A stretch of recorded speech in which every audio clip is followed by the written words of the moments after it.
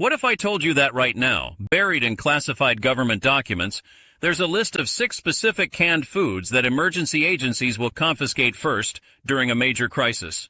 These aren't random items. They're scientifically selected, Tier 1 strategic resources that could mean the difference between survival and starvation when disaster strikes.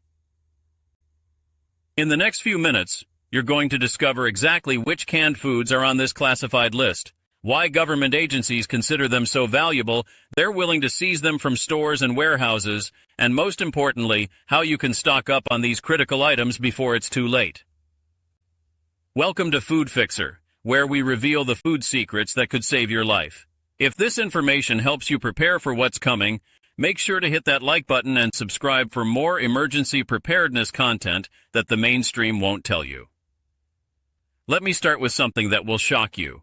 During World War II, the U.S. government didn't just ration meat. They systematically confiscated canned meat from civilian supplies to feed the military.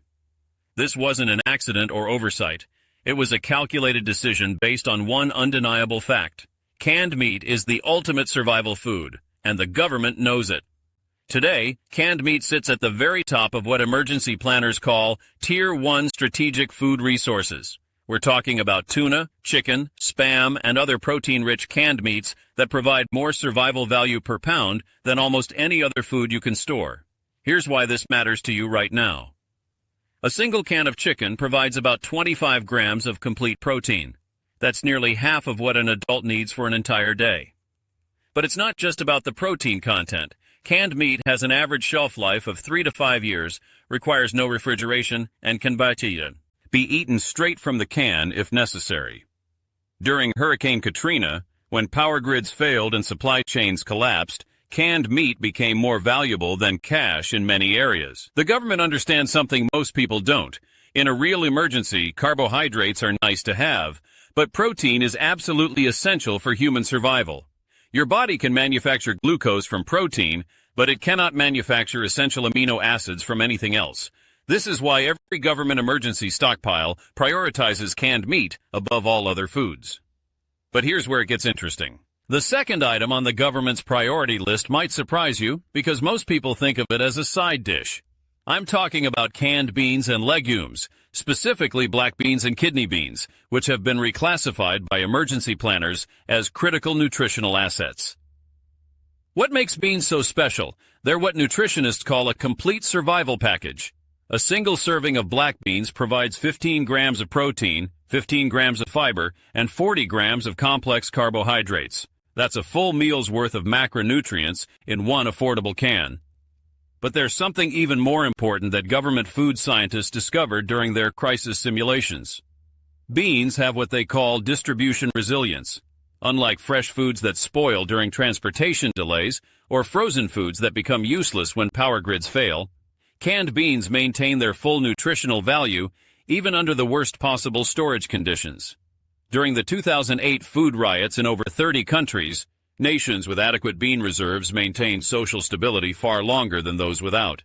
The government's internal documents show they consider kidney beans and black beans to be so essential that they're stockpiled in the same facilities as medical supplies. Think about that for a moment. They're literally treating these foods like medicine because in a prolonged crisis, that's exactly what they become. Now let's talk about something that most preppers completely overlook, but government emergency planners consider absolutely essential. Condensed soups aren't just convenient. They're what military strategists call force multipliers in the food world. Recent studies conducted by federal emergency management agencies revealed something fascinating.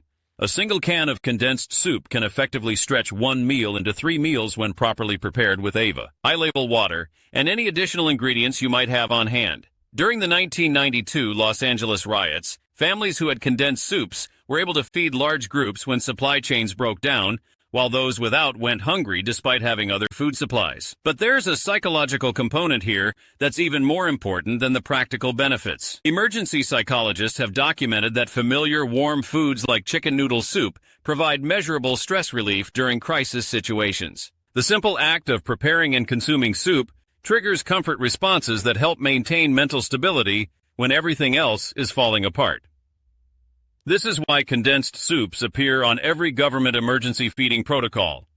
They're not just looking at calories and nutrition, they're looking at maintaining civilian morale during extended emergencies. A population that feels fed and comforted is far less likely to engage in civil unrest or panic behaviors that complicate disaster response efforts. Here's something that will probably surprise you.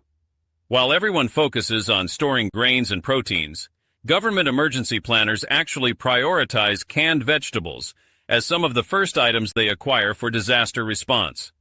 Why? Because they've learned from decades of crisis management that something called hidden hunger can destroy a population faster than total starvation. Hidden hunger occurs when people have enough calories to survive, but lack the essential micronutrients needed for immune function, wound healing, and mental clarity. During the Great Depression, communities with access to canned vegetables had significantly lower rates of disease and mental health issues compared to those surviving on bread and meat alone. The government specifically targets canned tomatoes, corn, and pumpkin as priority items because they provide the highest concentrations of vitamins A, C, and essential minerals that prevent hidden hunger. A single can of pumpkin, for example, provides over 700% of your daily vitamin A requirements, something that becomes critically important when fresh produce is unavailable for months or years. During extended emergencies like the Siege of Sarajevo, which lasted nearly 4 years, communities that had stockpiled canned vegetables maintained dramatically better health outcomes than those without. The lesson government planners learned was clear. You can survive for weeks without food, but you can't survive for months without proper nutrition. Now, I want to tell you about something that sounds almost too simple to be important, but represents one of the most significant shifts in government emergency planning in the last decade. Canned fruits, specifically peaches and pineapple, have been newly classified as Tier 1 priority foods. And the reason why will change how you think about emergency preparation. Government behavioral scientists have discovered that natural sugars found in canned fruits play a crucial role in maintaining mental stability during prolonged stress situations. The fructose in peaches and pineapple triggers specific neurochemical responses that reduce anxiety, improve decision-making capacity, and prevent the kind of mental breakdown that leads to poor survival choices. During recent crisis simulations, test groups with access to canned fruits showed 40% better performance on cognitive tests and 60% fewer incidents of panic or aggressive behavior compared to control groups without fruit access. This isn't about luxury or comfort food. This is about maintaining the mental clarity needed to survive when everything around you is chaos. The government now classifies mood stability as equally important to physical nutrition in emergency scenarios. A person who can think clearly and maintain emotional control is far more likely to make the decisions necessary for long-term survival. This is why canned fruits have moved from nice to have to absolutely essential in federal emergency stockpiles. Finally, let me tell you about the most underestimated item on this entire list. Something so valuable that government emergency protocols now classify it alongside essential medicines rather than regular food supplies. Evaporated milk might seem like a baking ingredient, but it's actually one of the most versatile and nutritionally dense foods you can stockpile. A single can of evaporated milk contains 17 grams of high-quality protein and provides essential calcium, vitamin D, and B vitamins that are nearly impossible to obtain from other shelf-stable sources. But here's what makes it truly special in emergency situations: its incredible versatility.